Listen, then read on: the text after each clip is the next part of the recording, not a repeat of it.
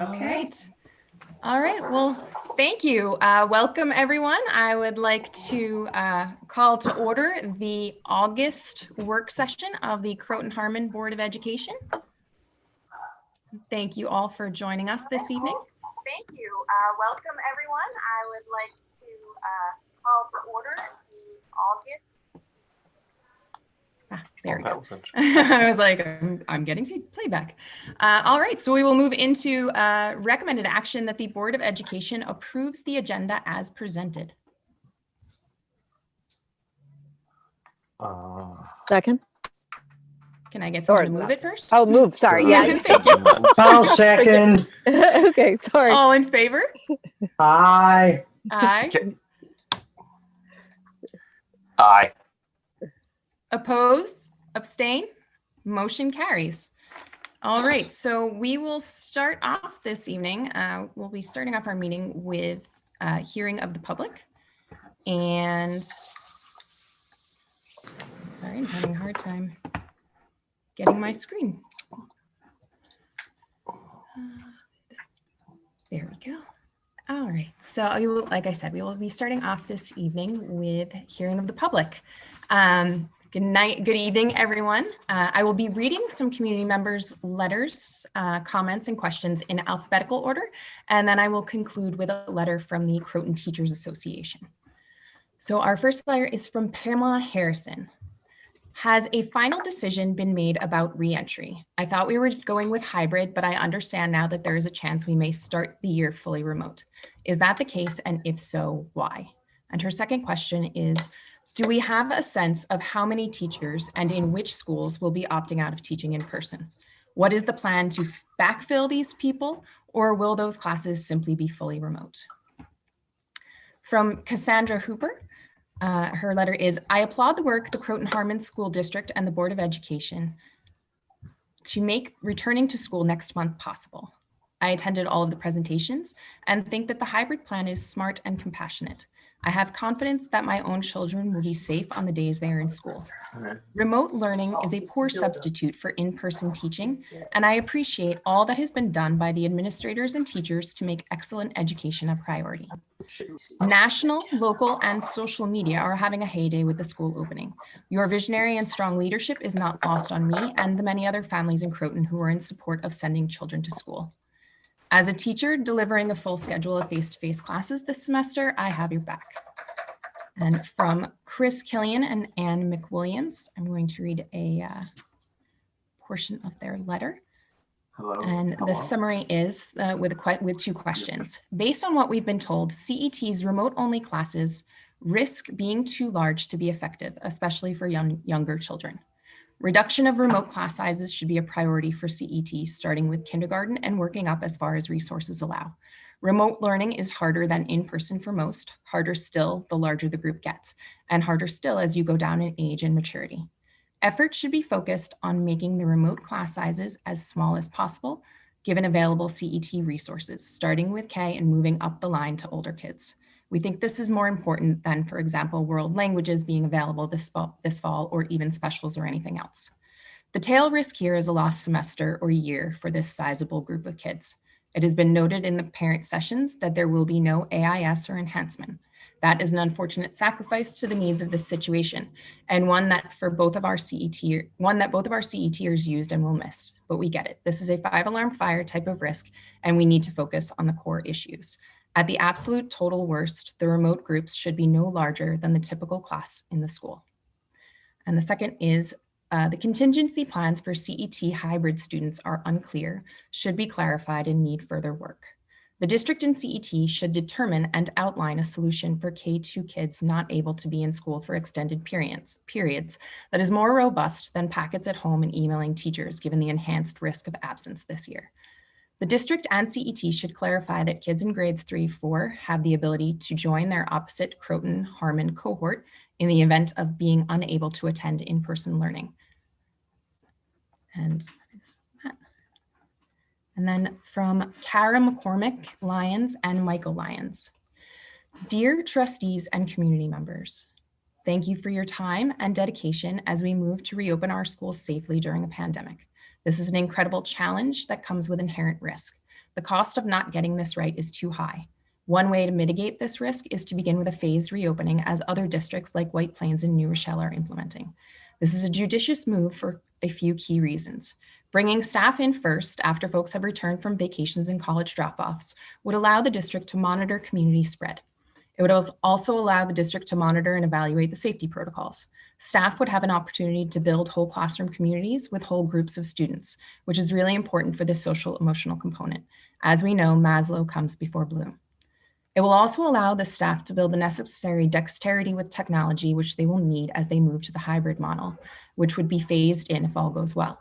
It is really hard to navigate technology platforms, address the needs of students in front of you, and do the same for kids at home. A remote start would allow staff to also work with the groups of students on routines and protocols for using technology when in school and at home. This is an important pedagogical component, which we didn't have in the spring. It would also establish a baseline in the event that we do have to move to remote at some point in the future. Additionally, masks are non-negotiable. They are also cruel in the heat of early September. A phased-in start of a week or two would buy us some time as the weather cools down. This is going to be a very different school experience for our children. We want it to be as comfortable and as safe as possible. We all want our children safely back in school, but we must be measured in our approach. We can't lose one community member in this process. We have to get this right. A phased reopening is a step in the right direction. From Dana Moldovan, the Croton-Harmon School District is uniquely positioned in many ways to offer an in-person option this fall. Our plan is robust, our facilities are in fantastic shape, our ventilation systems are new, and our community's COVID cases are low. I hope we are able to take advantage of our strengths from the start of school and offer the in-person hybrid solution to our students who don't so desperately need to be in the classroom with their peers and teachers to the extent possible.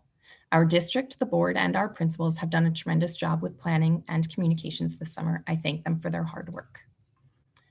From Lisa Tulevsky, what criteria is being used to determine if we will open full remote or hybrid? The infection rates are low enough for the schools to open, so if the administration decides to go full remote, at what point will the schools open for hybrid? What is the reason for doing full remote if that is chosen, and what needs to happen to get kids back into the buildings? And from Shauna Usiak. As someone with over a decade of infectious disease experience, we have rightfully used data and science to successfully flatten the curve and have brought this virus under control in New York State.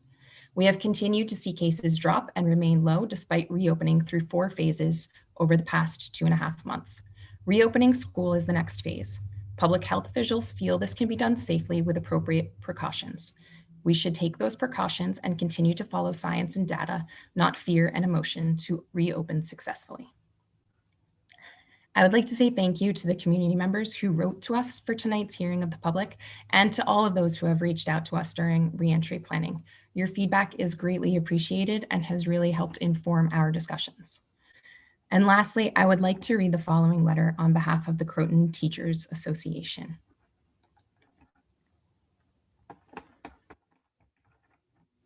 Dear members of the Croton-Harmon Union Free School District Board of Education, since the spring, a task force committee made up of members of the board, administrators, teachers, staff, community members, and students has worked diligently to come up with 3 viable solutions for the reopening of school: 100% in-person, 100% remote, and a hybrid of in-person and remote. Although Governor Cuomo announced on August 7th that schools can reopen, it falls to individual school districts to decide which model their students and staff will follow. Moreover, the state has put an undue amount of responsibility for health infrastructure planning and coordination on local school districts, while failing to provide adequate time, guidance, and resources. School districts and task forces have expended considerable efforts to address and employ safety measures, even in the absence of substantive resources and support from either state or federal governments. Districts and local administrators have effectively been left to address these myriad problems on their own, with predictably unhappy results. Recent news reports suggest that there is a growing concern within the scientific community about the transmission of COVID-19 through exhaled air. As a result, even in schools with strict policies of mask wearing and social distancing, staff and students have still contracted COVID-19. Such cautionary examples would seem to warn that if districts follow current plans, there will be a resulting spike in cases and schools will need to close again to contain the spread of the virus. Make no mistake, every teacher in our district longs to return to the classroom. We want to engage with our students, to see their faces light up with curiosity and understanding, to witness and celebrate firsthand their successes and their achievements. But we want to do so safely. And at the moment, our only true safe option for students and staff is to begin the school year with our state-approved remote plan.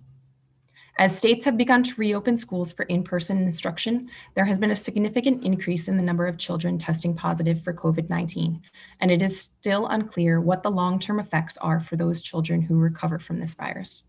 Furthermore, the adult teaching staff has a higher risk of succumbing to a case of COVID-19, as well as experiencing dangerous and lasting health effects. In a survey conducted in mid-August, over 75% of the CTA members indicated that they do not feel safe educating our students in the hybrid model with in-person instruction, even if all safety measures are followed. As questions arise about safety protocols, teachers express increasing concerns that these protocols may not be diligently respected, not through blatant disregard, but because we are expecting children to behave as perfect actors under very complex, difficult, and extraordinary circumstances when human nature dictates otherwise. While we continue to engage in dialogue with school leaders on a list of building-specific concerns that must be addressed, we stand with our brothers and sisters from schools across Putnam and Westchester counties in calling for the following measures to be put into place to create the highest health standards for students and staff. 1, all building-wide HVAC systems must be upgraded to a minimum of MERV 13 filtration, and if existing systems cannot be upgraded, portable units with HEPA filtration must be available for all indoor spaces. In addition, buildings should meet all CDC air ventilation guidelines, including running upgraded systems 24 hours per day, 7 days per week. There must be uniform standards for COVID testing to help monitor asymptomatic spread. COVID testing must provide accurate and reliable results within 24 hours in order to monitor asymptomatic spread. The current wait time can be as high as 12 days, which is not adequate to help prevent the spread of COVID by asymptomatic individuals infected with COVID in our schools. 3, supply lines for PPE must be prioritized to deliver all necessary PPE to schools in a timely fashion. All schools must have an adequate supply of PPE at all times, including enhanced PPE for students and employees who require it.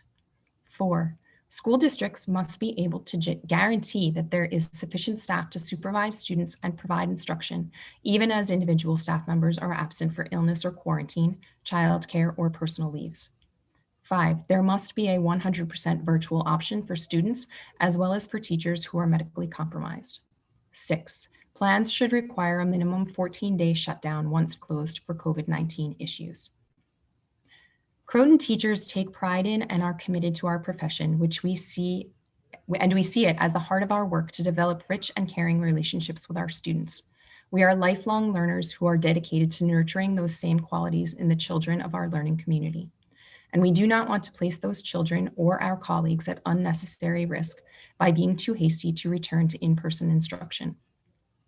We know that students thrive best in a classroom surrounded by teachers and peers, that many families have childcare needs to allow them to productively return to work, and that remote instruction poses particular challenges to students with individual learning needs. But until state and federal governments can provide the resources necessary to allow all members of the educational community to participate without risk of harm, our plan for remote instruction is the only one that most effectively preserves the health and safety of us all. Thank you on behalf of the Croton Teachers Association, Jennifer Moore, President, Suzanne Lewis, Vice President and PVC Building Representative, Sarah Wellman, Chief Negotiator, PVC Building Representative, John Bohonic, Political Action Chair, Patricia Zamperlin, Membership Chair, Susan Bree, Recording Secretary, Phyllis Cobb, Corresponding Secretary, CHHS Building Representative, Craig Campanaro, CET Building Representative, Lisa Vlad, CET Building Representative, and Allison Rhodes, CHHS Building Representative.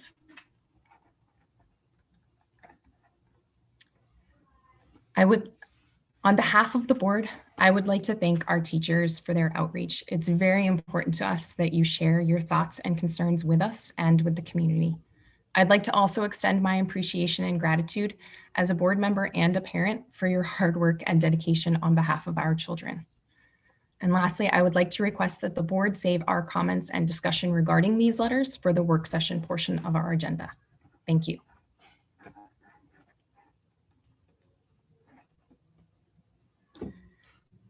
I will now move on to instructional personnel. Recommended action that the Board of Education approves the request for an unpaid leave of absence submitted by Ki Song, foreign language teacher, Pierre Van Cortlandt Middle School, effective August 31st, 2020, with an anticipated return date of January 25th, 2021. So moved. Second. On the question? All in favor? Aye. Aye. Oppose? Abstain? Aye. Motion carries. All right. And now we will move on to the consent agenda. And recommended action that the Board of Education approves the consent agenda as presented. So moved. Second. On the question? All in favor? Aye. Aye. Aye. Oppose? Aye. Abstain? Motion carries. And we will now move into the work session portion of our agenda. And first on our work session is item 5.1, which is a discussion about the census. And I will turn this over to Andrea Fury, who is the chair of our advocacy committee. Hi, I'm bringing the census forward on behalf of the advocacy committee because we recently received a message from NYSBA reminding us in the midst of everything how important it is that everybody participate in the census, and that the deadline is now September 30th. Just one second, please.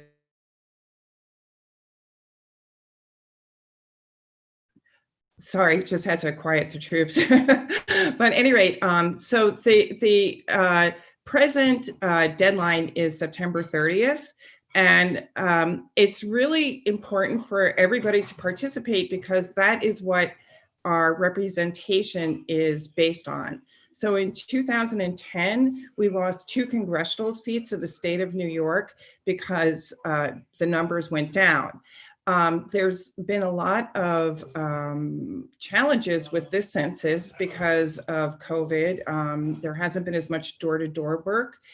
So what our plan is to try and send this out. We're going to be sending it out to K-12 with some other advocacy information that we're presenting. And the big thing is many people have already, Croton has a pretty high participation, but even if you can forward the link to the census to anybody you know, it's really important that we get the word out.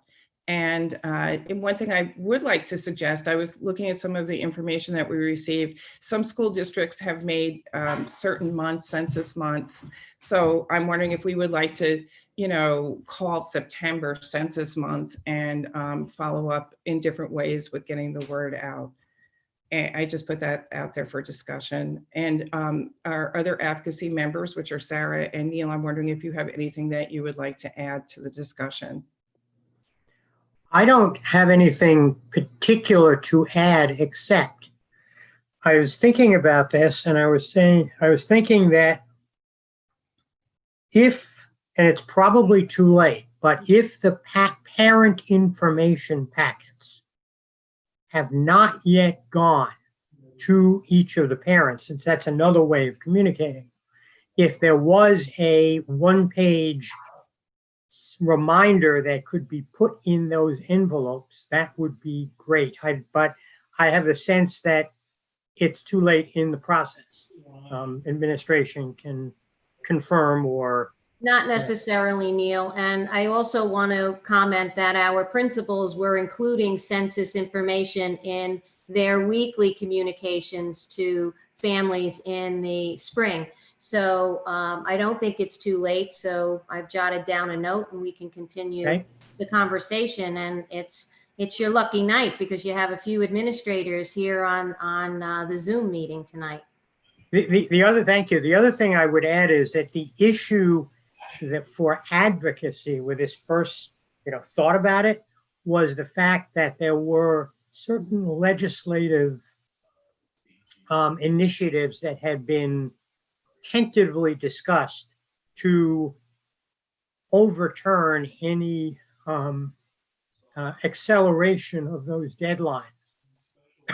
And that obviously with Congress being focused on other things when they get back is not necessarily high on the priority list for Congress, but I think we should be prepared if there is if there's any move towards that legislation, that we should be prepared to support and advocate for that legislation. Right. Yes. I mean, unfortunately, like many things, this has been politicized, the census. So it's just really important that everybody participates. Thank you. Sorry, problem on muting myself. Yeah, did anyone else have any other comments on the census? All right, thank you, Andrea, for preparing this and speaking with us and reminding the community how important it is. As you said, Croton has a pretty good return rate or participation rate thus far, but it really is so important that we that everyone participates and that everyone in the state participates so that we get accurate numbers. All right, so now our second work session topic of the night is on school reentry. And I will turn this over to Dr. O'Connell so that we can continue our discussion.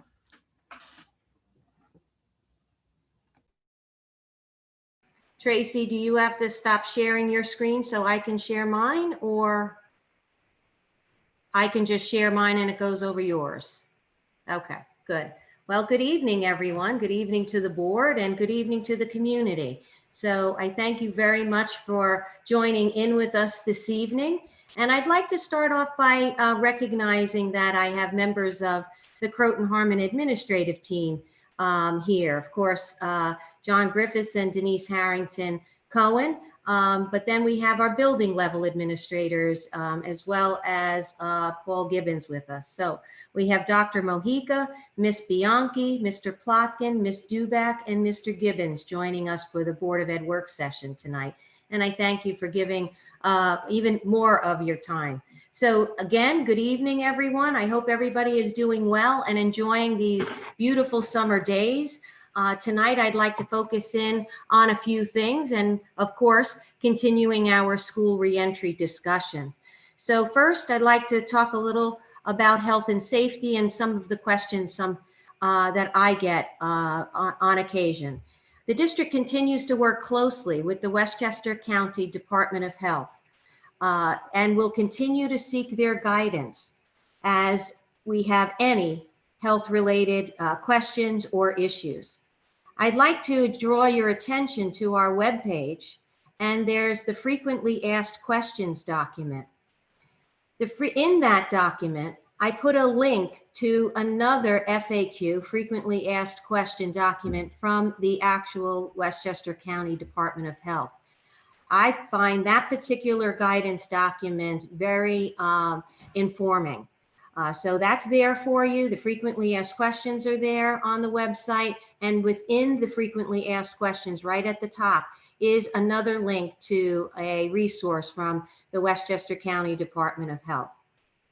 It's a very helpful resource for families, and I think it gives you an opportunity to look more closely at some of the health-related questions. But one of the questions that I do receive is, what is the protocol should a student or staff member test positive for COVID-19? So I'll go through some of the steps, and then I have a visual to share with you. So as soon as we hear, anybody knows of a positive case, for themselves and their staff member, a student, a family, immediately inform the school nurse of that positive result. The school nurse will alert the district COVID coordinator. Now, the district COVID coordinator is Mr. Griffiths. And then we have building COVID coordinators, which are our assistant principals. At that point, we will also contact Dr. Meir. Dr. Meir is our district physician. And if we receive the information, we would then contact the Westchester County Department of Health. If the Westchester County Department of Health receives the information, they will be contacting the school. So with that said, it is at that point that the district collaborates with the Department of Health on contact tracing process. I'll talk more about that again when I get to the visual. And what that does is include notifications to families or staff members that they have come, may have come in contact with somebody that has tested COVID positive. The district will collaborate with the Department of Health on quarantine and isolation protocols and closures. With a COVID positive case, building closure is probable. It could be for 24 to 72 hours or until further notice. Each particular instance is different and needs to be treated differently, but that is the purpose of being in collaboration with the Department of Health and Dr. Meir. Once that is the point where we say we need to close a building or buildings, then I will communicate using K-12 alert to let families know that we need to close a building or buildings. The school district will then move to its remote learning plan during the closure. Now, that's an important piece because I know many of you have been coming to all of the forums and the principals' coffees, and you've heard me use the words pivot. We need students, families, staff, all personnel need to be prepared to move from one model, such as the in-person hybrid model, to a remote learning model, should there be a need to close a school. So that is a question I receive frequently, and I'd like to now share a visual. So hopefully this visual will come up as I share my screen. And it's a decision tree. And it was developed in collaboration between Putnam Northern Westchester BOCES, their safety team, and the Department of Health. So this resource was shared with all school districts because we really wanted to approach this in a very unified way. So this is just a protocol visual that, as you're seeing here to the left, if we have a COVID positive case, lab confirmed positive case of student or staff. So we're going to follow the row along. What is the immediate action? Well, I mentioned some of the pieces in my first comments, but the immediate action is to gather as much information as possible. The person's name, the location, and lots of information. The more information we can provide, the more robust the contact tracing processes are. At that point, notification is of the COVID coordinator. For us as well, it would be Dr. Meir, our district physician. So following the visual along, you look there, contact tracing begins. Well, let's pause there for a moment. The COVID coordinator, if the district finds out about the positive case, we would be informing the Department of Health. Vice versa. Again, if they hear of the case, they inform the school district. And the contact tracing process begins. This process is run by the Department of Health. They take the lead on that. The school district serves in a collaborative way. What information they need, we provide. And they and the Department of Health and the school work in a collaborative way. Following along, what goes on now? Following the CDC guidance documents, cleaning and disinfecting of any area that is impacted. Now, I have to move my people so I can see the rest of this. So I have to move you over. So now following it all the way to the right, action items. And this is what I mentioned before. One, There's probable switch to the 100% remote learning and site closure for 24 to 72 hours. Now that's a wide range. It could be more than that. I doubt less than that, but I guess it could be depending on the situation. Now that's an important piece because of time, and it's really dependent upon the contact tracing efforts that go on. And then, of course, before a person, student, staff could return to the building, we would be following the New York State Department of Health guidelines on returning to a student to school or returning a staff member to work. Now, what I like about the visual is it's very clear, it's very linear, and it shows you, really step by step procedurally what we're looking at. Now, if you look at the other two pieces there, they're in yellow. So let me just raise mine up a little bit. Hopefully you're seeing it as clearly as I am now. So the two in the yellow, notice they're both number 2. What if we know of a contact of a known COVID case, and that is a person that is quarantined? So what are our actions then? So again, when you're looking at this protocol, what's the immediate action is, once again, we need to get as much information as possible, communicate it to the COVID coordinator. And the COVID coordinator, if you look at that next piece, is really, in this case, we do not really need to be speaking directly with the Department of Health at that time. We will be discussing, of course, always with Dr. Meir, but the district would be maintaining logs. So if I know of a certain person who is quarantined, we have all the information about dates, et cetera, how long. The district would be keeping logs so that we could be monitoring the situation. Once again, we are always following cleaning and disinfecting protocols. And if you keep going all the way to the right where it says action, there's really no action that needs to occur there at that point. Now, things could change if that quarantined person then becomes one that tests positive. And that is why the district log and following up on folks is very important in this process. But what I wanted to draw your attention to is right here. At that point, there's the guidance really says there's no reason to be closing schools and doing anything along those lines.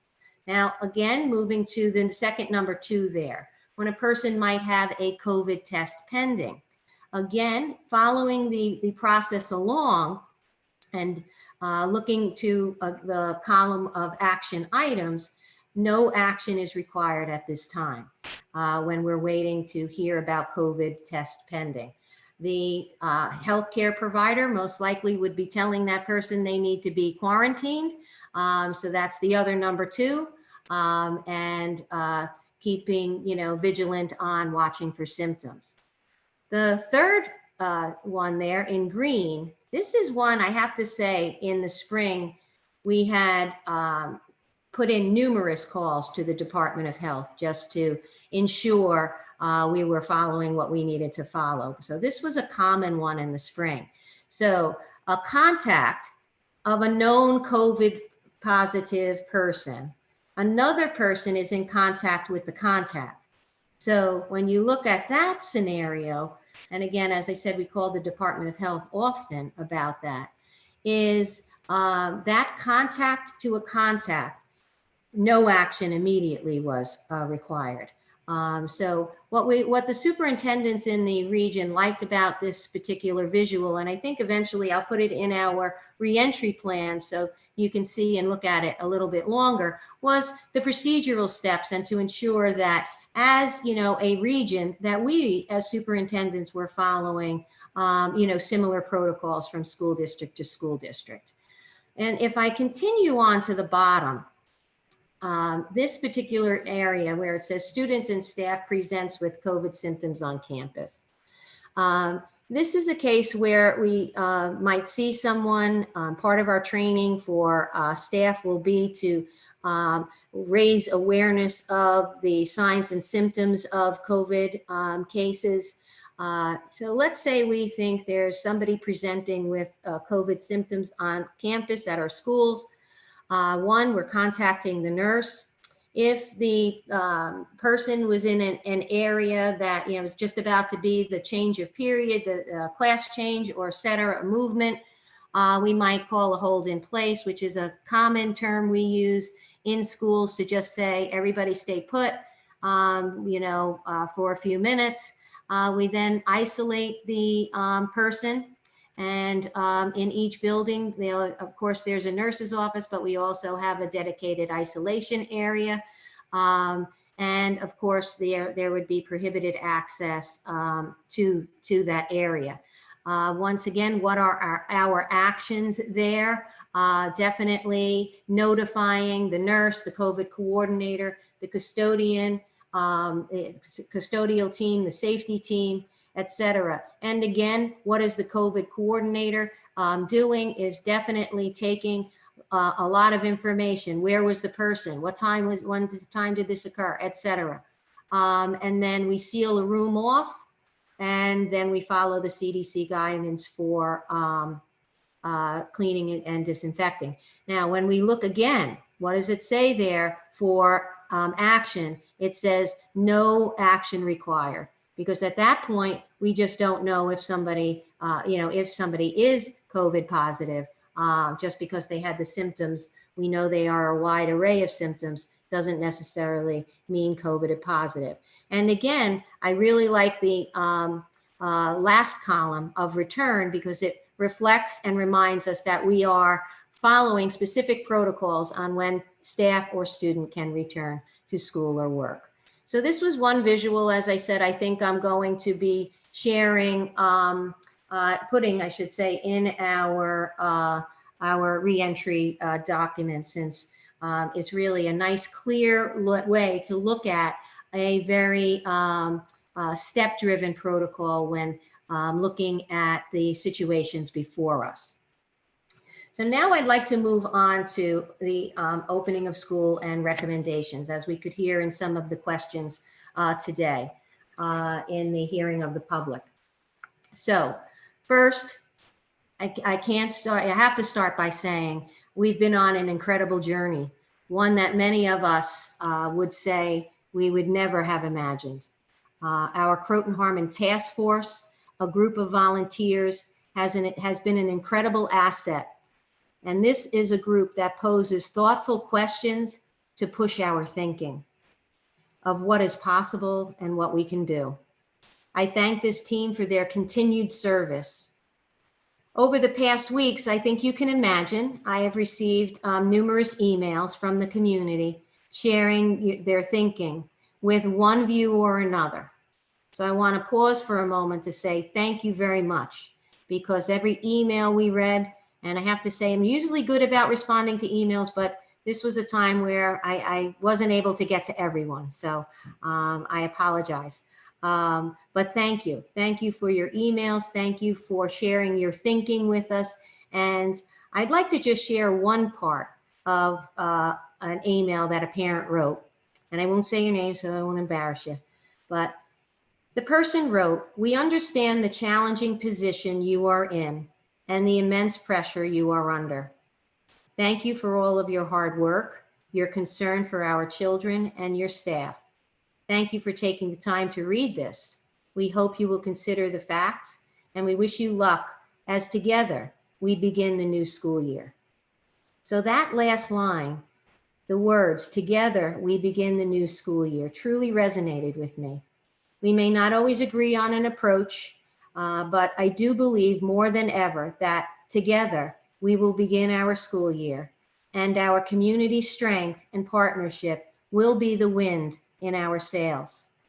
So the emails I received tend to focus on whether we needed to choose one learning model over another. Early on in our process, we made sure that parents had choice.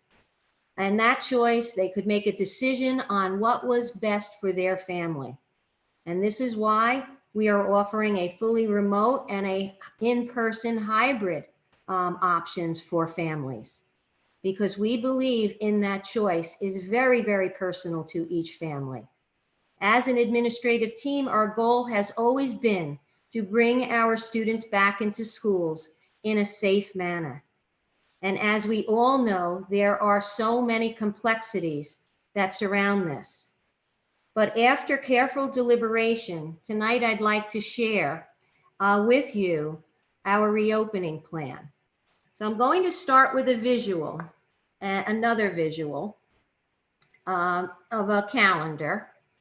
And I'm going to talk through the visual. So first and foremost, I want you to know there's a lot on here.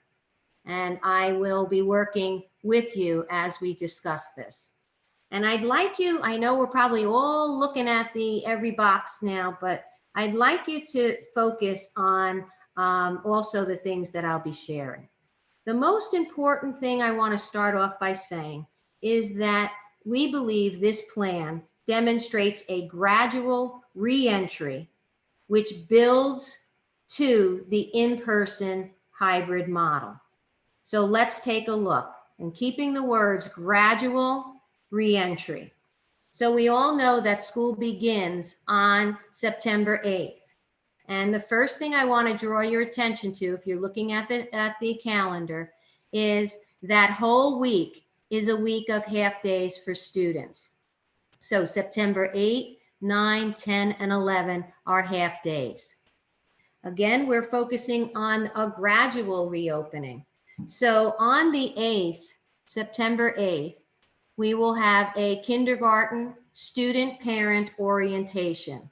Students will be joined by their parent, and there will be a special schedule being sent out. That'll occur outdoors, where parent and the kindergarten student will be able to meet their teacher.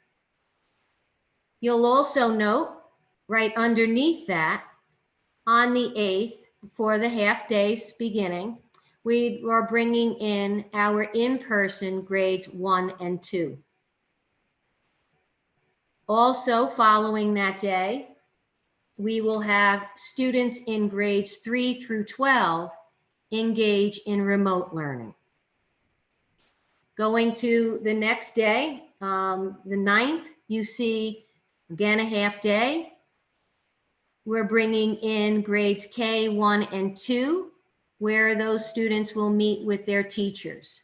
Now, if you remember or have been to the forums, you know that in order to accommodate in person, we take each class and separate them into 2 different classrooms so that we can abide by and adhere to the social distancing pieces in the Department of Health guidance.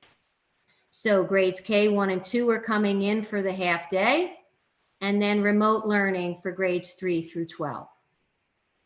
Following suit, you will see the same thing for September 10th. Half day again, in-person grades K, 1, and 2, remote learning 3 through 12. And the same goes for Friday. So the week of September 8th through 11th, again, is the beginning of our gradual reentry, where we have some in person and some remote. Now I'd like to bring you into the week of September 14th through the 18th. And that's why I said they're busy slides, so we'll take it slowly. But in general, during this week, we see in-person grade level schedule. You'll see more grades there, K, 1, 2, 5, 9, 12. But again, keeping with our focus of a gradual reentry, we targeted transition grade level entry in this week, while remaining grade levels will continue remote learning. So what do I mean by transition? So if you look at grade 5, those students are transitioning to PVC. If you see grade 9 on there, you know they're transitioning to the high school. So those 2 grade levels have a building transition. And we've also included 12th grade because there are transitions associated with that grade level as well, even though they've been in the school before. So now let's take a look closely, drill down to those dates. On September 14th, that Monday, okay, you see we're bringing in K1 and 2. That's a full day now. And you'll see in person, Croton, grade 5, and in-person Croton grade 12. Now, again, from our community forums, you know that we have a Croton cohort and we have a Harmon cohort. Croton cohort students, letters of the last name A through L, have Monday and Tuesday as their in-person days, and Harmon, M through Z, Thursday, Friday. So that is why here you see Croton 5 and Croton 12, and all other grades would be in a remote setting. If you look at the 15th, we see a little change here where, again, still K1 and 2, that's consistent every day. We still have Croton grade 5, but here we have Croton grade 9. Remote for all the other grades. If you look at the 16th, and if you recall back to our in-person hybrid model, Wednesdays is a remote learning day for all in grades 3 through 12. So on the 16th, Wednesday, we have our K1 and 2 group coming in person, and then everyone else, grades 3 through 12, are on the Wednesday remote learning day schedule. Now looking at the 17-18, this is where we see the Harmon come into play. Again, K1 and 2, Harmon grade 5, Harmon grade 12, and then remote all other grades. And the 18th, Harmon grade 5, Harmon grade 9, again, along with K1 and 2, and remote for other days. So pausing there for a second, you can see the week of the 8th through the 11th, very small number of cohorts, if you will, grade levels coming in, half day. If you look at the 14th through the 18th, we're beginning to introduce more grade levels into the schools. Pardon me. And now as we move to the 21st, the week of the 21st, we're following our full in-person hybrid model. Again, that model means K1 and 2 are in school every day. And then depending if it's a Monday, Tuesday, or a Thursday, Friday, that's where it really highlights the Croton cohort and the Harmon cohort. So what's in this plan, again, and the focus of this plan was to look at a gradual reentry. Now I'm going to go up to the top for a minute, back up here where it says around September 2 and 3. People will remember in the spring, we had numerous times when we had people either dropping things off or picking things up, etc. So we're kind of like a well-oiled machine there. We will have opportunities for families if they wanted to come ahead of time to get their supplies, their computer, etc. We will have opportunities to come in before school begins and to come by the school to pick things up. And again, I just like to also stress that if you didn't and or couldn't, we could certainly make arrangements for families to get their materials. So with that said, I'd like to just talk about that the reopening of this, of course, we know that the reopening of this school year is very atypical, and we are in uncharted territory, but we do believe in this gradual reentry plan for the following. We believe that we will ensure the health and safety measures are fully operational and fine-tuned. We've worked very hard on the safety protocols, the procedures, et cetera, as we were developing our plan, our reentry plan. We believe it is respectful and representative of the needs and perspectives of various groups and the viewpoints of families that make up the Croton Harmon school community. It will be essential to the execution of our instructional plans and provide teachers the time they need to acclimate to both the in-person and hybrid models. We also believe it'll enable our students and help our students and families ease into the school year. We believe this plan will assist in alleviating anxiety of people and students and teachers, parents, that you may be experiencing as you're anticipating the start of the school year. We believe it will provide additional time to work on instructional technology best practices.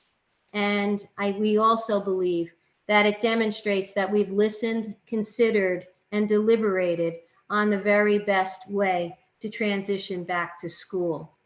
So this particular calendar really identifies each group, it's whether they are in person and whether they are remote. And thank you for indulging me to take the time to go through day by day, because it is a busy, busy calendar. And when when eventually we send it out, we'll certainly put the text along with it so you can follow. Some challenges we face. Any decision or adjustment we make, we need to it's really so delicate, and we need to be very, very aware that it takes a lot of time, thought, and the implications of the decision. So for example, just thinking about changing a classroom, adding people to a classroom. The classrooms have been configured by a certain number with the desks being distanced, et cetera. Things we took for granted, where we might just say, okay, let's just, move that here and move that class there. Well, those are things that in this scenario will always be something we have to pause and say, okay, what are the implications of this? Because we are not in the normal. The second thing goes back to goes and connects with one of the statements from a parent in the hearing of the public. We continue to face many sides of the pandemic.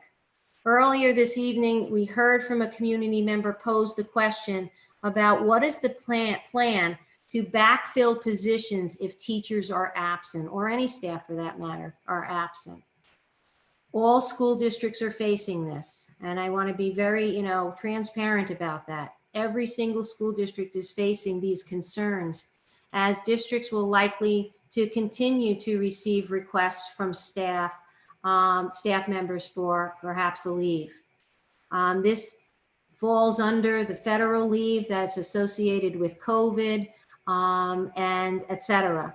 So there are and could be continued requests. And with each request, we review and respond, and as we need to do as required by law. If for any reason a teacher that has a leave request and it's granted, the district will examine the possibilities of filling the position by posting the position, interviewing people for the position, doing a canvass and a search.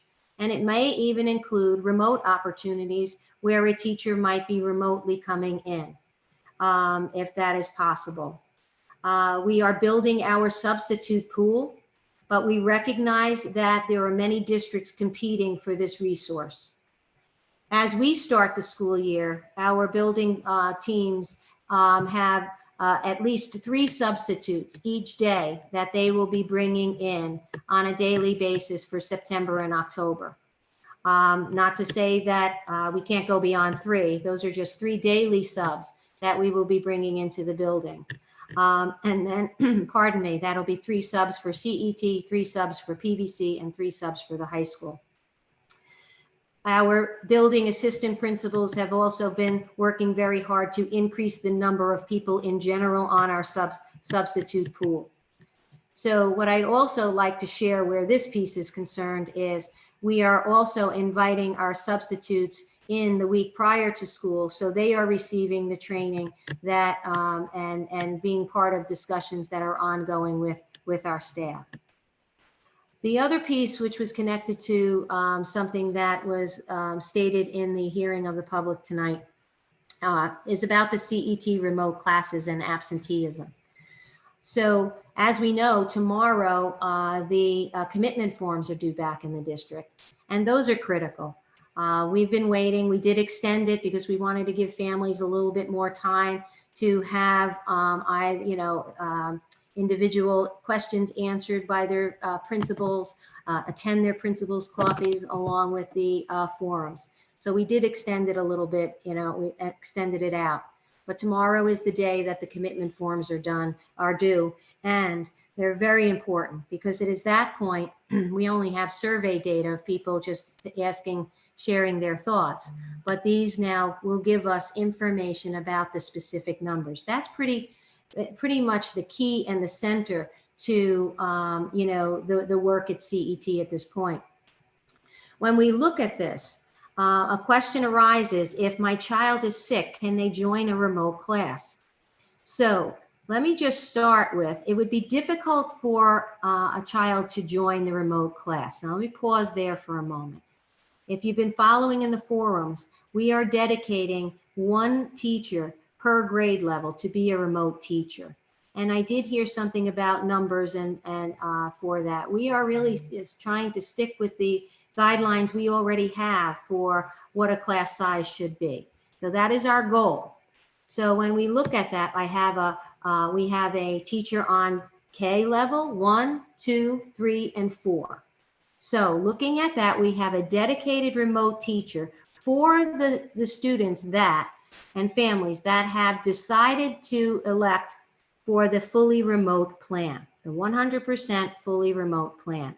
They will be put in and placed with the teacher that is the teacher for the fully remote program on each grade level.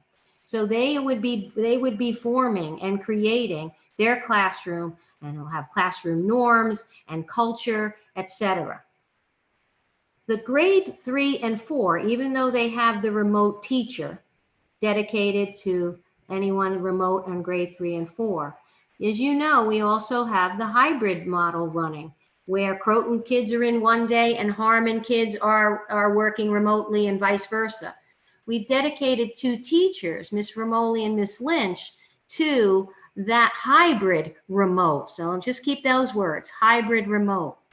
So let's start from grades 3 and 4 and work backwards. With grades 3 and 4, we do see that there could be a fluidity of moving a student from let's say in one of my 3rd grade classes and I've become ill and I cannot attend class in person. We see that there's a fluidity of that child being a part of the hybrid remote team with Miss Romoli and Miss Lynch. Moving backwards, this is where the key to numbers are concerned. So we need to look at the numbers. We need to look at then the numbers in the whole building to see, is there a possibility of allocating more staff? So I can't answer the K1 and 2 very easily now without having a good look and exploration of the numbers that we're going to see come in when the commitment letter forms are completed. So tonight, what I wanted to do was give the board at their work session and community, as we've been continuing the dialogue about school entry, to give you a little glimpse and how, when we're faced with various scenarios, how we will handle this. And that was the decision tree diagram.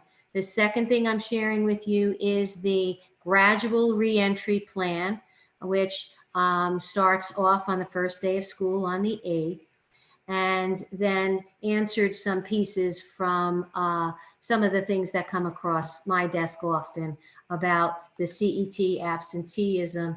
What about our substitute situation, et cetera. And my last statement is something that I say often, and that is, we are in a pandemic. We have need to be functioning and thinking along those lines all the time. And that is why I've been consistently messaging that we need to, as a system, as a school, as a family, as a student, as a staff member, be able to move fluidly between the in-person hybrid model to a remote should the need arise. And we've developed these models so that they could be fluid. So that concludes the information that I was going to share. Thank you very much, Dr. O'Connell. Now I'd like to open it up to the board to see what your thoughts, questions. Feel free to jump in. I see Neil with your hand raised, so. I will start off. I sometimes do or frequently do just to get the ball rolling. I am impressed with the phased opening as has been described.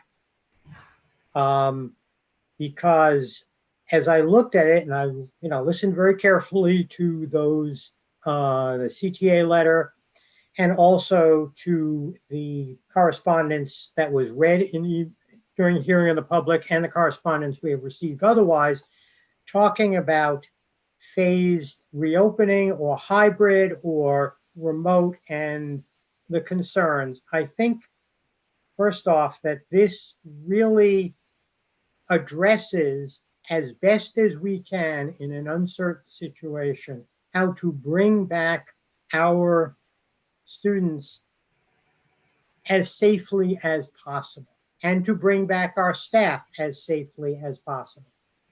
I will add, and this is something I know from reading some of the correspondence, I had the opportunity this afternoon to stop by the transportation office. And I saw the work that Rochelle O'Mara has done to try to deal with all of the potential issues that will arise for transportation. And just thinking about how and looking at how she has designed the and determined bus seating and how she has created placards that are going to be in the bus so every child knows by name where that child is supposed to sit, CET and other schools, and to realize that changes cannot just be implemented to what she has done on a whim. You kind of get the sense of how difficult it is to put together all of the pieces, the transportation, the facilities, the instruction. I think what we have here is a very measured and reasonable way of coming back to school, with the understanding that we may have to pivot, as Dr. O'Connell said. There's one thing that I want to add, just as a matter of correction on Dr. O'Connell's chart or for the month of September. I noted that on the last line it said Monday, September 28th. Yeah, I have to pull up the correct one, Neil. Yes. Right, Yeah. because that school is closed that day. And so I guess you should also explain, and perhaps, I know we've discussed this before, on days when there is a holiday or school closing on one of those weeks, how that's going to work with regard to the remote learning day, the Wednesday day, as we have talked about before. Right. And just to comment on that, and thank you, Neil, Denise has sent me the updated one. So we'll be sure to include that one moving forward. But with that said, I know our team is going to be looking very closely and counting up days. And should there be an imbalance, then we're going to most likely zero in on that remote Wednesday to, level the amount of time. But more to come on that at another time. And thank you, Denise, for sending that to me. I'll make sure we include Yom Kippur on that day. Thank you. I want to. Oh, sorry.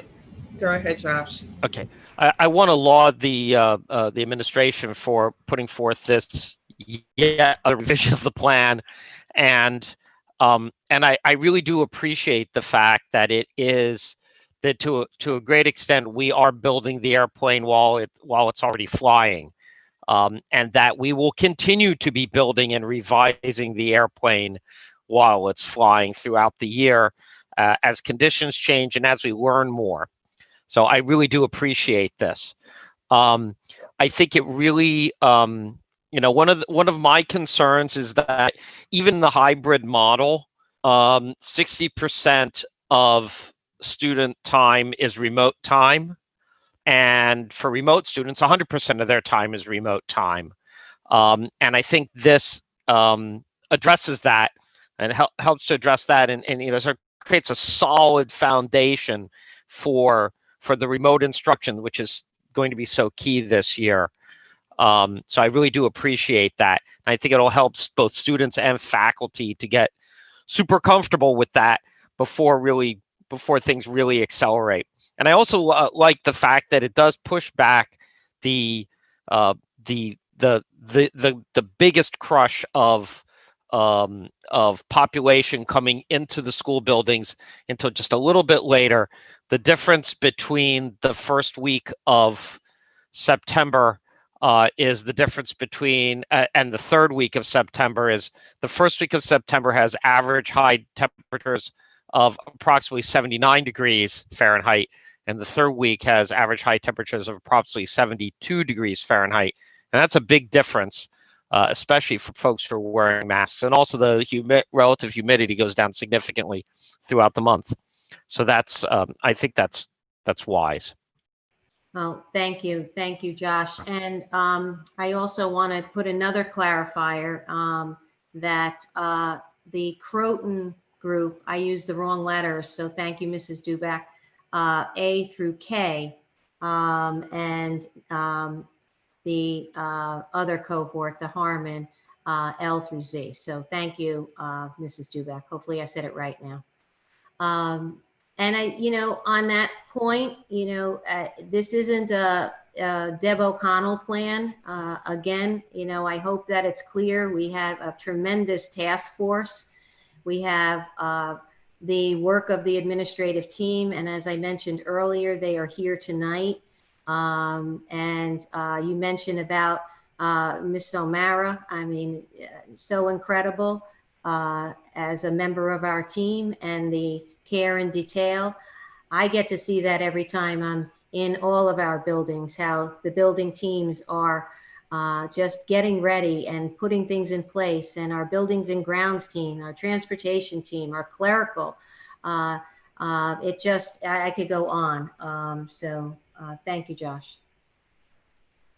Dr. O'Connell, to echo what everybody's saying, the reentry task force, the administration, the teachers, everybody has just been outstanding in terms of the amount of effort and energy and thought that's going into this. I have one question, which is, at the beginning of the meeting, we heard a letter from the teachers union. So even though we were reading that aloud to the public, and Sarah read it to the public, that is something that we had a chance to see before the meeting. And we know that you had a chance to see it. Did you feel, when you were coming with this final solution, did hearing from the teachers shape your thinking in any way? Did you feel that it was some kind of response to some of the concerns that you've been hearing? Most definitely. And again, I'm going to, rely upon team here. Our team has been discussing the letter. I will tell you that we have a wonderful relationship with our teachers union. I'm in conversation with the teachers union, each president almost every day. We laugh. Sometimes it's even more frequent than that. And we laugh even more when I tell her I think I speak to her more than I do my family members. So I think it's very important, Andrea, to your point, is yes, they did share their letter to me, with me, I should say, pardon me. And I shared it with our team. I will tell you that most definitely the comments, their statements, their passion has definitely informed the thinking of our team. And today I had the good fortune because I did not want to come out in public without having an opportunity to speak with as many CTA members as possible. So they were so gracious. I told them they let me crash their party. So they had their executives team met at one point in the day, and I was able to share this thinking with them. And then they invited me to their larger CTA meeting where they allowed me to share with a larger group. They definitely informed our thinking. When we look at, some of the pieces in there in the letter, being flexible, affording time, you're putting something in place, but just like we want with our students and any learner, you get involved with something and then you reassess. We're always asking our students to be metacognitive, think about their thinking. Well, we want our teachers, as they are engaging in this work, to have a moment to take a breath. How did it go? What do I want to tweak? Where do I need more support? And we also want those protocols and procedures where safety is concerned to become part of muscle memory. And you need time for that. You want to give people time to acclimate to the building, and all of, and many other things. I just highlight a few. So yes, most definitely ongoing conversation with and collaboration with our teachers.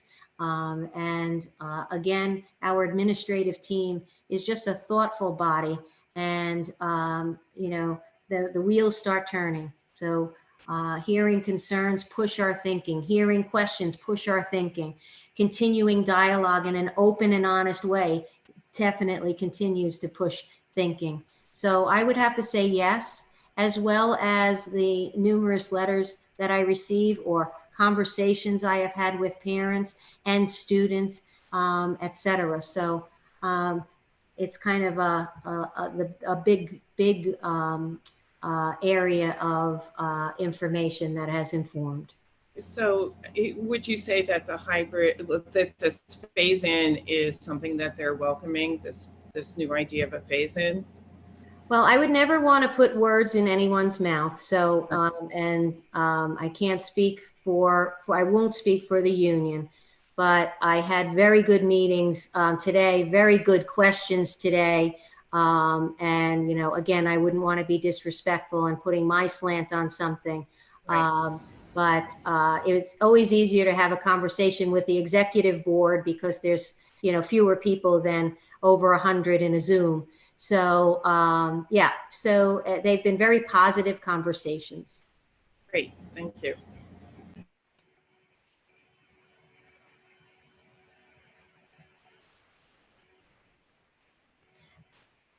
I guess I'll jump in. I just want to continue on that line, and I'm really, I kind of want to say I'm really proud of our community for becoming engaged in this conversation and really sending us a lot of questions and a lot of things to help us think about. And I want to thank our teachers for the courage to come forward and say, hey, look, these are some of the things we want you to think about. And as I was sitting and just listening to the proposal, the recommendation that you have, Dr. O'Connell, one thing that kept striking to me is this is a pretty amazing community. And in other parts of the country, there might be issues or problems with a school reopening. But I think as a community, we have shown in this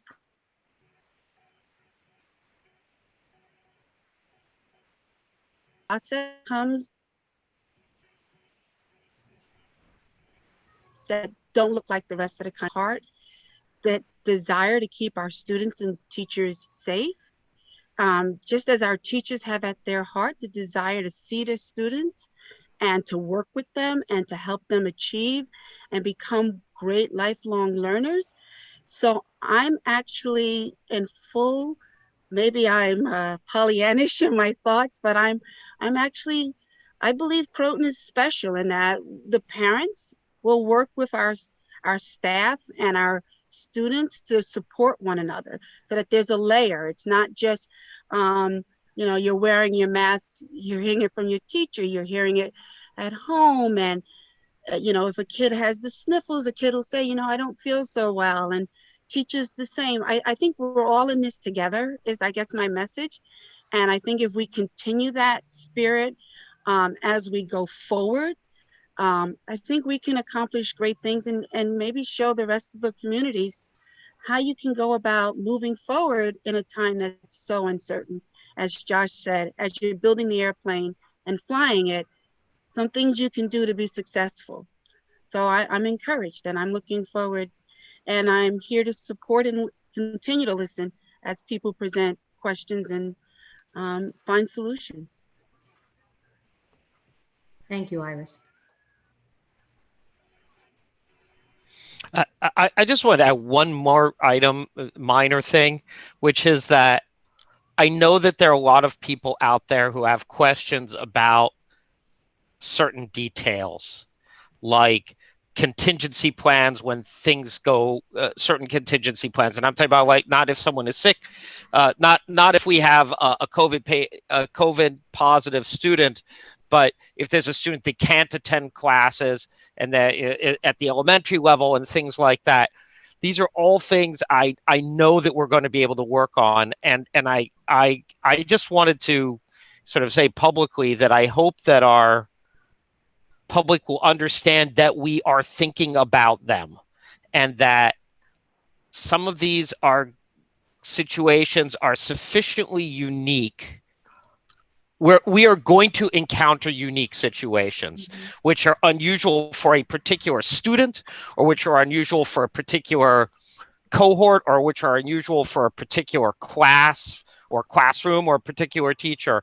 And this is a case where I know that I would feel comfortable trusting the district to do a good job of it. And I also trust the district to let us know what's going on, right? It's transparent to the extent that it can be when you're dealing with a specific student, of course, Right. within the constraints of FERPA and so on.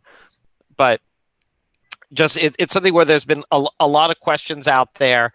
And I know that everyone wants every last tiny little detail up front. But I also know that, we've got so many big things to get done first that those little things are going to come. And that's a good piece that you make me think of how valuable our building level administrators are. Your principals' coffees, if I could applaud you, have been so well attended. And that really is a great place, either through a principal's coffee, sending principals an email, picking up the phone and having a conversation. Critical. I like community forums, yes and no. They're too big, they're too large, and sometimes it gets lost in the sauce. But what's so nice about the principals' coffees and the outreach to principals is they're so close to where your child is. And they've been a tremendous resource. And again, I want to commend the building leaders here with your openness, availability, and the hours you've been working to try and answer every question and get to folks so they could have a peace of mind because they had a question answered. Dr. Connell, I just wanted to build on that a little bit because I feel like one of the things that what I want to thank you for is making it clear to the community and our parents. I think, unfortunately, there's been a narrative in the past couple of weeks about certain parents want something, certain other parents want other things. One side is winning, another side is losing. And I just want to make it clear to the community that you stand with all of our children. And what this modification to the schedule really reflects is the acknowledgement that it's not just our children, though. We're in partnership with our teachers, right? And that you're working really hard to address, the anxiety that we all have by modifying this schedule. And like Iris said, there are communities that are facing very different sets of circumstances right now as they start to go to school, teachers not coming, and building this into the calendar really helps demonstrates to our teachers how much we care and we value what they're doing for our community. And so what I would say to the families out there, and I know there are going to be some families who are feeling like, wow, how do I deal with childcare? How do I, oh gosh, this date is going to keep moving, they're just kicking the can. That's not what's happening. That by making this change, we're committing to a partnership together. And and it's a huge sacrifice. It is a sacrifice for working families and our students who have special needs to get in the building. And then I would say to our teachers, who I hope are listening, that they acknowledge that sacrifice, that the community is giving them the time, and that they can use it to build comfort level and to be ready to teach our children. And then I think we can, I think we'll be really well prepared to do this together. So thank you.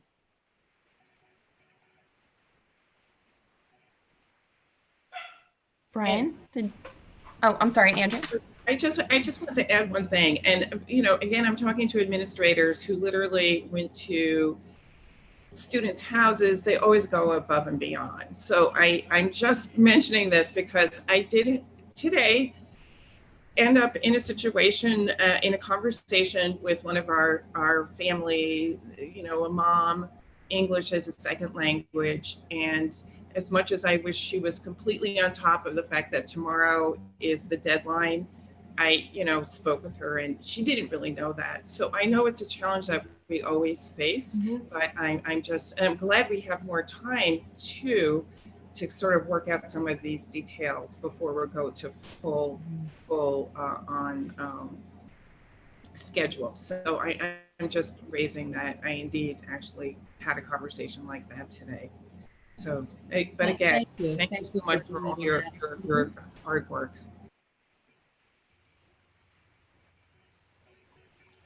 Now you can go, Brian. Okay. Well, I'm gonna go a slightly different direction here.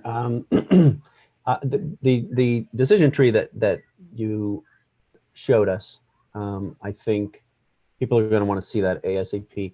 I think it's valuable. I think it gives people at least some certainty of a vague, like, okay, if this general thing happens, then this is what we're going to do. It certainly doesn't cover every contingency, and that's not possible. Be a big piece of paper. Yeah, it would be, I don't even know what it would be, phone book. I am curious, the first bunch of things is kind of clear to me, but the student staff presents with COVID symptoms. And then there's a bunch of stuff, and perhaps the student or the teacher, I guess, or the staff is now, there's some protocol about time away from the school and the closing this various rooms. And what are the symptoms that may qualify for that?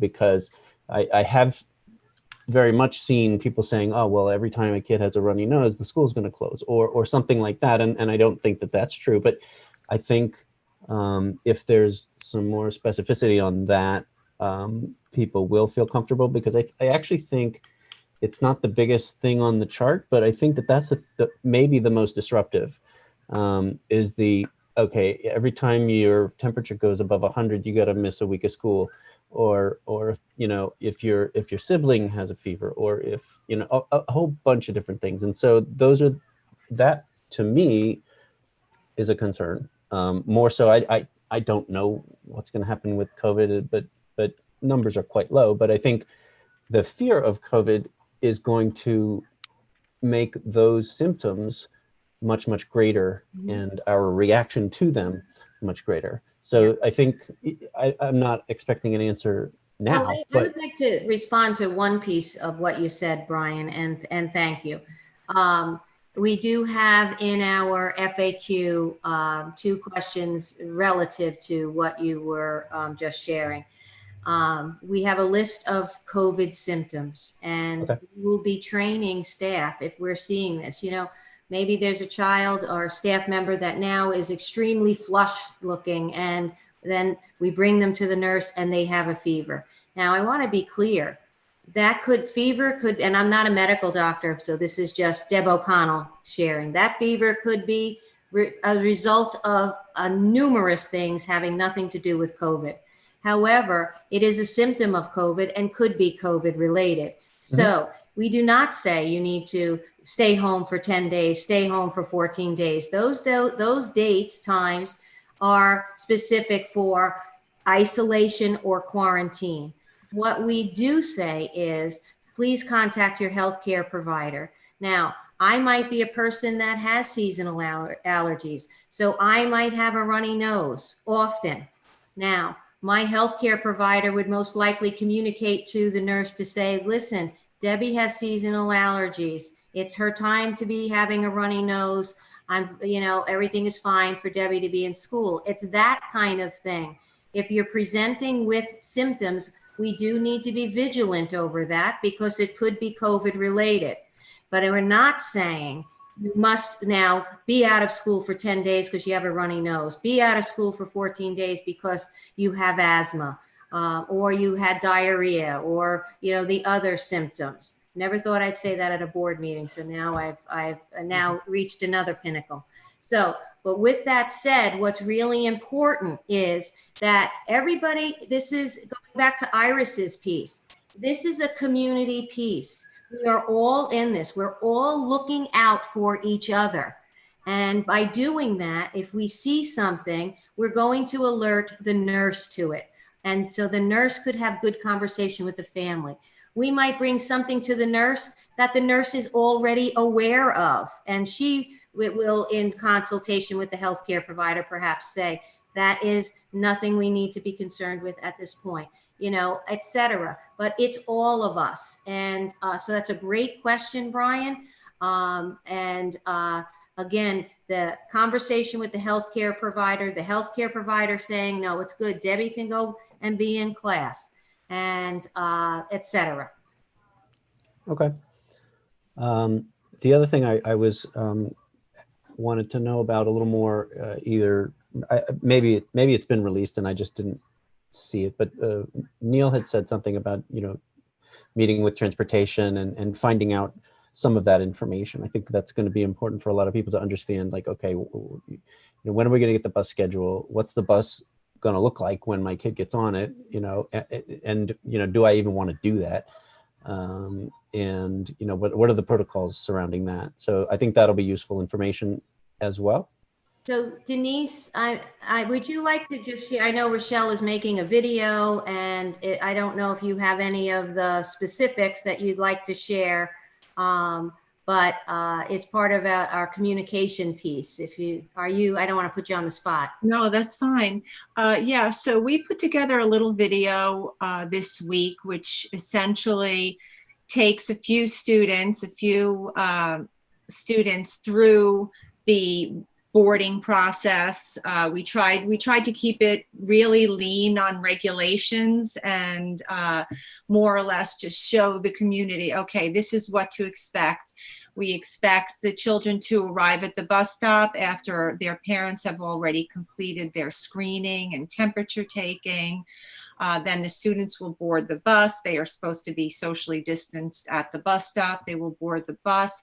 Rochelle has it like an airplane setting. You're in like row A4, and every student will have their name listed on their spot. And there will, as you will see, I'm not sure if we're going to show it in the video. We haven't finalized it yet, but there will be multiple names in almost every seat because it accounts for multiple trips throughout the day.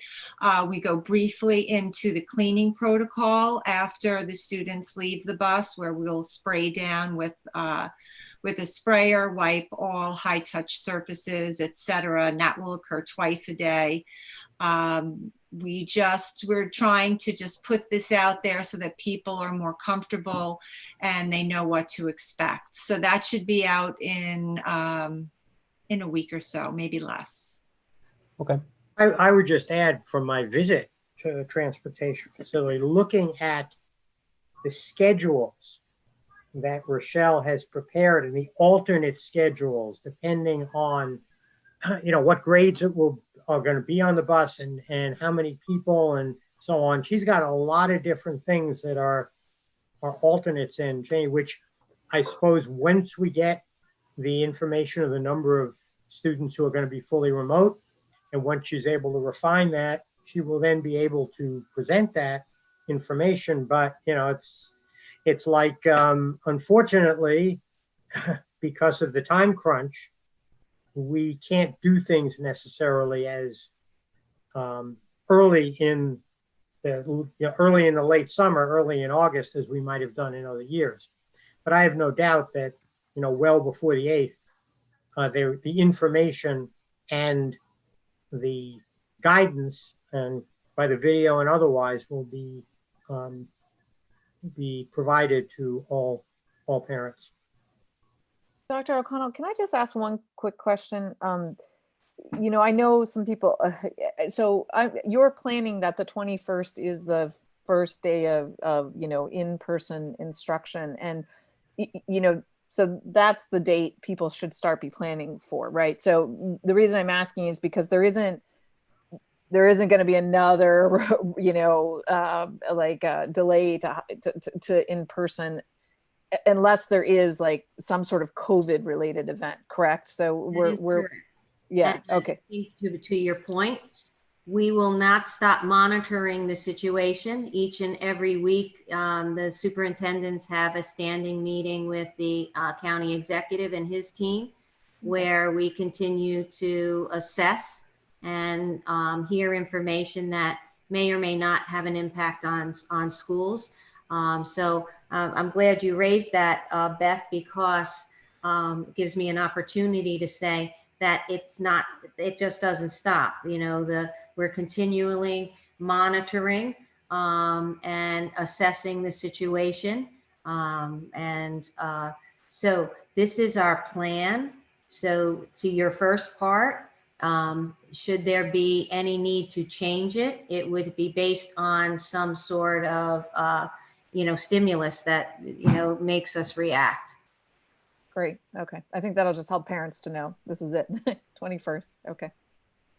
And, we also wanted to do this at this point, to share our thinking and plan, because, one, will help families with their planning.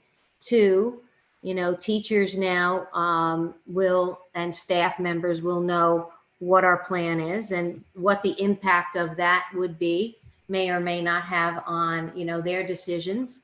Of course, the most importantly is our students. So they would see what's coming. Thanks.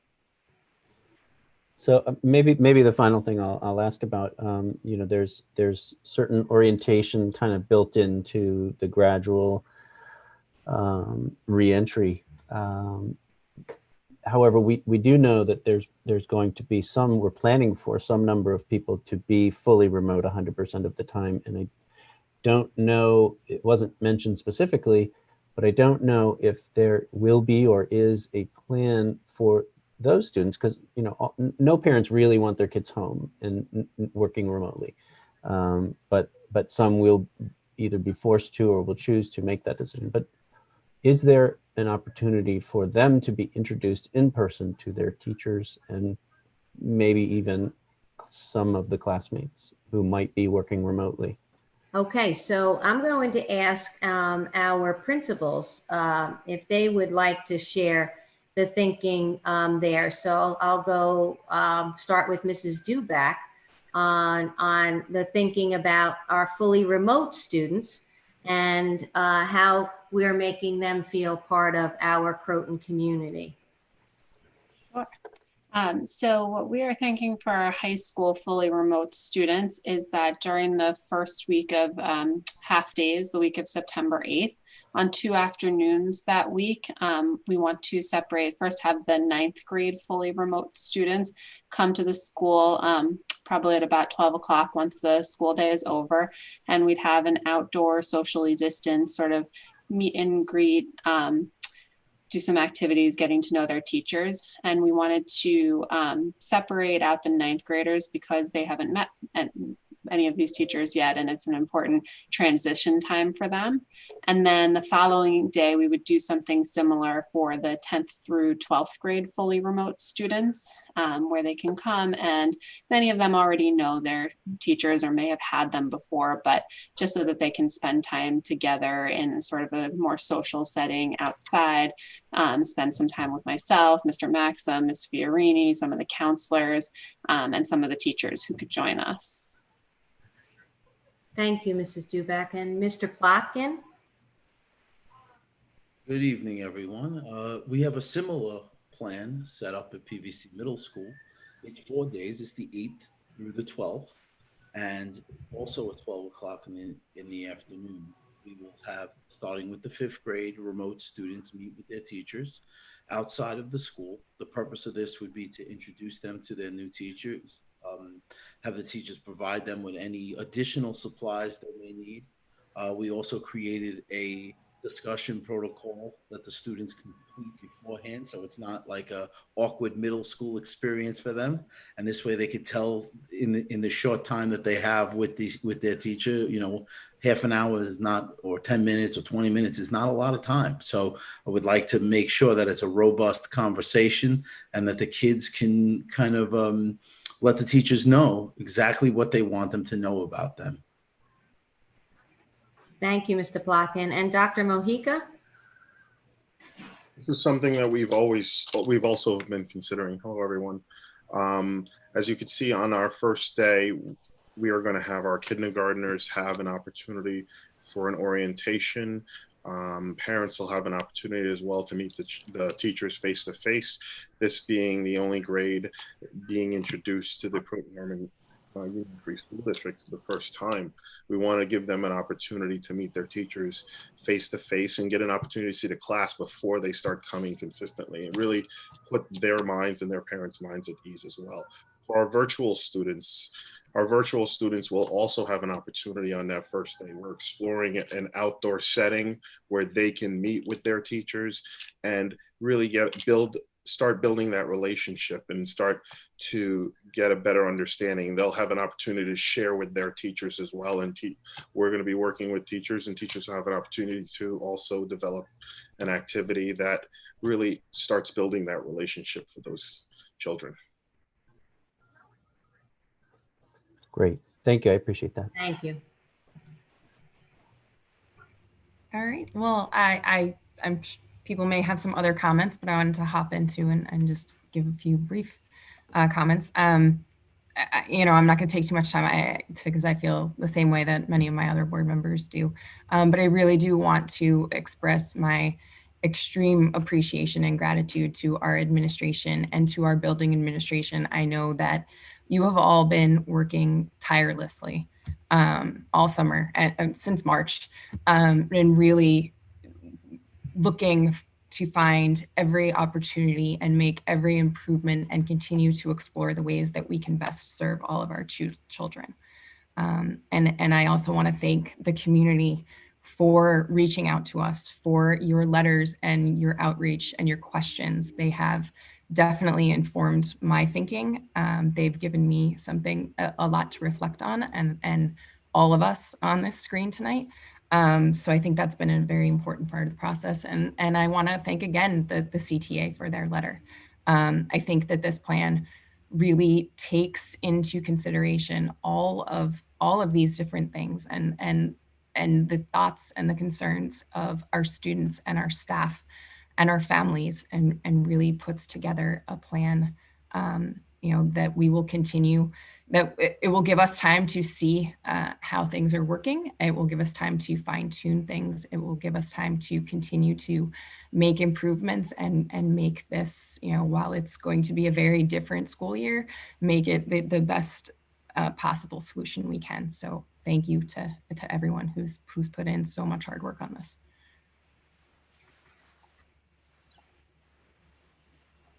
Now, does anyone else have any questions with regard to some of the things that Dr. O'Connell has spoken about tonight? I Outstanding just, questions? Sarah, I just wanted to add, because I look right above your head is Paul Gibbons on my screen. And it reminded me that I did want to mention, because it is something that was raised in the CTA letter. And it was a part of my point that Croton is unique. And I remember I watched Paul at one of the community forums. I think it was the health and safety one. Um, our buildings, with respect to the ventilations, Paul, could you just talk a little bit about the improvements that puts us, that the reason why we're in a sort of unique and different position than other school districts with respect to our ventilation? Sure. Good evening, everyone. Yep. A few years ago, we undertook a ventilation improvements to our schools. Obviously, nothing due to COVID, who would have known, but we have made improvements at all three schools over the summers of 2018, 2019, and 2020. And the intent back before this all started, as a result of our previous building condition survey, was to basically bring all of our buildings up to current ventilation standards. And some of you, I'm sure recall, were on the board at that time. We had gone through charts and whatnot with the engineer as to where improvements were needed. And then we went school by school and whatnot. And the bond was approved by the voters to make the improvements. I'd say about 50% of that $20 million bond was related to ventilation improvements in the schools. So, and a lot of that work included, cutting huge holes in floors and attics, and putting a lot of equipment in exhaust fans and air handlers, so that all spaces in the school are ventilated. And it occurred over the summers of 2018, 2019, 2020, and we're finishing up that last bit of ventilation improvements 2020. So I think we're very unique that way. I don't know of any other schools in our area that have undertaken a ventilation assessment. So, I mean, that's a great thing. Who would have known, right? Paul, can you just explain what that means when you say bringing the building up to code? Well, it means there's a certain standard, so many CFM per person, and they'll size each room, and there's so much outdoor air that each person in that room should get. So you can improve that amount of air that they get by either adding equipment to push air into the room, or adding exhaust equipment to pull air out of the room. So the air is being pushed in and pulled out. So that's been done in every space, though. So that survey that was done several years ago literally went around to every space in each building and identified rooms that may have not been ventilated properly. For instance, there were rooms in PVC, for instance, that was once used for other purposes. It might have been a maintenance shop or whatnot, and now it's classroom space. Well, those spaces now, at the time, the maintenance shop did not have ventilation, but now it's used as a classroom. So those spaces where ventilation was added, or there may have been spaces that in the past where there was ventilation, but it wasn't adequate. So the equipment was changed and sized appropriately for the current standard. So that's. Thanks, Paul. And I just wanted you to speak to the age of the building related to current standards. So when you say bring it up to current standards, how does that relate to building age, for example? Well, we have buildings that go back to mid 1920s at the high school, and then PVC is a little newer, and then there obviously there are various additions that were put on in each of the buildings, and at that time back, the standard was different. There's also modifications that were made to buildings over time that may have altered that ventilation, and the result of this work corrected all of those things. For whatever reason, they were there. Well, if I could, one question about that. You mentioned a few minutes ago about depending on the number of persons, right, there is an amount of air that should be drawn in and an amount of air that should be drawn out as far as air circulation. If rooms are being used by 12 students and a teacher instead of 24 students and a teacher, does that have an effect on the amount of air that is brought in or and let I know we had talked in the past about what 1,100 CFMs per hour. Does it make a difference? You're still going to get, if you have half as many students, you're going to get twice the fresh air per student that they would have gotten with a full classroom. Which is to our benefit. Yeah, but there is an exception to that, which is kind of for large spaces where we have what they call demand control ventilation, where the system actually measures the amount of CO2 in the space and adjusts the air based on that. But that's, you know, larger spaces, but we are also going to set that back to force ventilation. So we'll basically require the space to have a lower CO2 level. Paul, so I remember your presentation, which was, you gave us a lot of information back then, and people can go on our website and see it. But I'm wondering, we you know, it's part of our world right now. We've been hearing from a lot of parents who have concerns about what their child's room is going to be like. Who should they direct that question to? I mean, I'm asking you, Paul, but not to you. So would it be to the principal, to the teacher? If a parent has a question about their child's specific room, Do you mean you know, about the ventilation in the room, Andrea, or just the room how it's structured? Yeah, I mean, for example, one thing, Paul, you did say was that every room has a window in it, and parents are really concerned about that. You know, you were also talking about the filters. We have those M13 filters, right? Am I right about that? Correct. Right. But I'm just wondering if a parent has a concern about their child's classroom, who would you direct the question I would suggest first through the building principal. Well, part of the reason is that sometimes the building principal can connect the dots between two different students, and it may not have to do with ventilation. It may have to do with something else. But I think they're in a good position to connect the dots with, you know, if they had a concern from two students, for instance, where I would not be able to necessarily, or they might be able to connect the dots between the teacher and the student. So I think that would be a best place to start. Great, thanks so much. And just to interject, Paul keeps me, I have to say, he keeps me up to date on all the stuff going on in the building, so I'm very aware of it. He was one of the first to correct me that a MERV 13 wasn't something that had anything to do with NASA.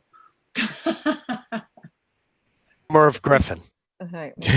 So Paul, I'm sorry, not to belabor this point, but just so again we make this really clear for the community, the letter we got from the CTA mentioned MERV 13 filters. Right. But we have those. So I just wanted to say, you know, that was mentioned, but to the community and to our educators and our families, we have those filters, right? We'll be putting MERV 13 filters in our unit ventilators, our rooftop units, and our air handler units. Okay. Right. Great. Thank you. Unless anyone has any other questions for Paul about facilities, there's something that's, you know, since the beginning part of the meeting, I started thinking about this just a little bit more, and that is that something that's going to happen this year is because of the heightened vigilance with respect to student health. We're probably going to have a larger number of students who are, quote, homesick than we ever have before. And I know we've always had plans on how we deal with students who are out, and how we make sure that they receive instruction. And I'm just wondering if there's anything more in the way of planning that's going on about that, and if not, I urge the administration to think about it. You know, specifically it could be at all grade levels, right? just because we're watching. We're going to notice those sniffles more. We're going to notice those high temperatures more. Kids are going to get kids who otherwise in any other year would have ended up coming to school and we might not have noticed. We're going to notice, and they're going to be home this year. Well, So Josh, I think, yeah. I can respond to part of that because it does kind of link back to another point earlier. The child is out sick. If we start with grades 5 through 12, they would just access their class again, being that they felt well enough to do so, access their class via the live streaming. The third and fourth, we feel those children could avail themselves to the Miss Ramoli and Miss Lynch hybrid remote teaching. And what we need to, I think, sort out a little bit more when we get our numbers tomorrow is how we can make that K1 and 2 more fluid. But with any absence, whether short-term or long-term, you know, it's definitely a conversation that we'd want to have on a building level to make sure we were meeting the needs of the student. The principals and assistant principals would be involving the appropriate staff so that a plan would be put in place for the child. So, you know, again, a day here, a day there. But I think what you're talking about is, you know, maybe something, you know, prolonged. And that definitely building level conversation to make sure we're meeting the needs of the child, of the family, et cetera. And you bring up absentee rates, and that's a very important part of our protocols will be to be monitoring our absentee rates in not only in students, but in faculty and staff. So that's also a very important piece to you know, managing in the time of the pandemic. So I'm sorry, just clarifying question. So the numbers we're waiting for is the class size numbers for K through 2? What we're looking for is just in general, the numbers for those choosing the fully remote program. So we can look at it really, if we're looking at CET, we would be looking at that holistically on all grade levels, on the whole school, and then each individual grade level. Because will there be an opportunity for us to operationalize by moving staff in a, you know, towards the helping in the remote area for those children who, you know, might be sick and need an opportunity to avail themselves to instruction? That's what I meant by we need to look at the numbers, and it's really looking at the numbers in a broader sense, the whole school, and then by grade level as well. Okay, thank you very much. And I look forward to the details on that because I know there are members of the public that are very keen to understand that. That's certainly something I know that the CET administrative team will continue to be communicating with their families. Josh, I did want to tell you though, I just heard a story today on the news that in countries where they have reopened schools, they're finding that this enhanced mask and washing hands and all this is really lowering the incident of other illnesses. So we'll see what happens. And that'll be part of our protocols too, Andrea. You bring that up, and that's an important piece. Washing hands, wearing masks, social distancing, you know. And again, going back to the word muscle memory, just trying to make it, keep going over and reviewing our protocols and procedures to make it more of a muscle memory. You know, and I'm sorry, Dr. O'Connell and Josh, can I, you know, and you can tell me that we need to talk about this at a different time, but flu shots, I know we can't administer flu shots at the school. We're not a medical facility. Is this maybe something we think about from an advocacy perspective for our community? Because I know, you know, at least the medical community is starting to say, hey, a flu shot is crucial this year for our children. Is that something, I don't know if we're allowed to advocate for a flu shot, like the way we might be able to advocate for a census, but maybe that's something we research Right. Just, I think that's a good piece, Beth. I would have to research that. I don't know. I've never advocated for that before. I will certainly, and when I say that, I meaning I've never sent out anything to tell Yes. people to, that's what I want to make sure I'm clear, Yeah. that they should get their flu shot. I will speak to the nurses first because they may have a protocol already in place that I'm not aware of relative to that in terms of communicating that. And then, of course, Dr. Meir, and then I can certainly broaden it to, the Department of Health and legal to see what we should Right, be just saying for a and not be discussion saying. for our family, our community, our educators, everybody, just to be like, Yeah. hey, if we can, Right. but understanding what we are allowed to do as a Mhm. school versus, Right. yeah. Thank you. Sorry to interrupt, Joe. Okay. I was just going to say that I appreciate that there are a lot of dimensions. There are a lot of variables in this complex system of multiple equations, and the solution will only totally present itself once we have more specifics about some of those variables. Yes. So Yeah. I do appreciate that.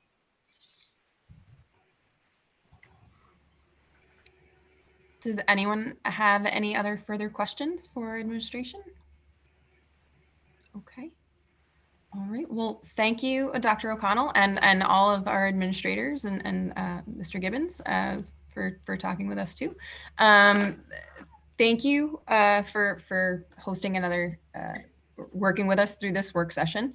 This has been one of several special work session meetings that we've had regarding this, and I do believe we will then have one more on the 24th. I believe so. Yes. So just again, my thanks for everyone's hard work in working through this. And I think we're really putting together a plan that will do the best things for our students this year. With that, I will move us into the closing of the meeting. So for our community who is watching, the board will be going into executive session, and we expect that we will adjourn immediately following executive session. So once I put this action forth, we will be saying goodnight to you all. So thank you for tuning in, and thank you for your outreach. And please, you can always reach the Board of Ed, BOE at chufsid.org, if you have questions, thoughts that you want to continue to share with us. And recommended action that the Board of Education enters into executive session to discuss the employment of a particular person or persons. So moved. Second. All in favor? Aye. Aye. Oppose? Abstain? Motion carries. All right. I will see everyone in executive session, and to the everyone else on the screen, have a lovely night. Good night. Thank Sarah? you. Night. Sarah, was Yes. a separate, all. is there a separate link that was sent? There Yes, is a it's in the separate link calendar that and- Tracy sent, and it is on the calendar. Oh, cool.